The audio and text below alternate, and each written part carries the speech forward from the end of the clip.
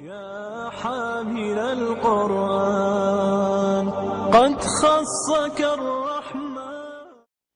اسماء بنت ابی بکر سے روایت ہے کہ ہم لوگ رسول اللہ صلی اللہ علیہ وسلم کے ساتھ حج کے لیے روانہ ہوئے. جب مقام عرج پر پہنچے تو رسول اللہ صلی اللہ علیہ وسلم اترے اور ہم لوگ بھی اتر گئے. عائشہ رضی اللہ تعالی عنہا رسول اللہ صلی اللہ علیہ وسلم کے پاس بیٹھی اور میں اپنے والد کے پاس بیٹھی.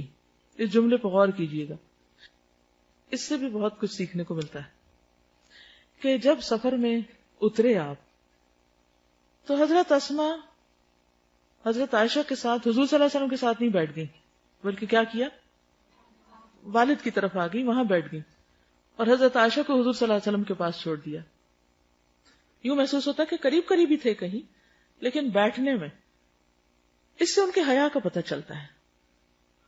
بعض اوقات بہت قریبی رشتے ہوتے ہیں اور ہم ان میں احتیاط نہیں کرتے. بعض اوقات بھائی اور بھابھی ہو سکتے ہیں, میاں بیوی ہیں, ان دونوں کا اکٹھے بیٹھنے کو دل چاہ رہا ہے, کوئی آپس میں بات کرنے کو جی چاہ رہا ہے, کہیں ٹرپ پر ہے, سفر پر ہے, تو ہم ان کے ان جذبات کا احساس نہیں رکھتے. وہ جہاں بیٹھیں گے ہم بیچ میں جا کے بیٹھ جائیں گے.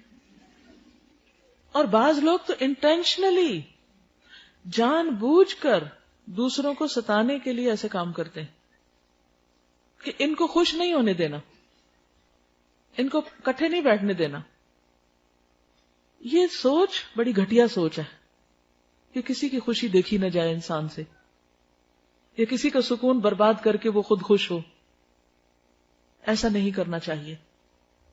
ہر ایک کی ایک پرائیویسی ہے. اب بعض نندیں صرف بھائیوں کو یہ تانے دیتی رہتی ہیں, ہاں شادی سے پہلے تو تم ہم سے بہت باتیں کرتے تھے اور ہمیں بڑی توجہ دیتے, اب جب سے بیوی آئی ہے تو تم نے ہم سے بولنا چالنا ہی چھوڑ دیا. یہ بھی گھٹیا باتیں, ایسا بھی نہیں کرنا چاہیے. اور دوسرے کی خوشی میں خوش ہونا چاہیے, اسی سے تعلقات خوشگوار ہوتے ہیں.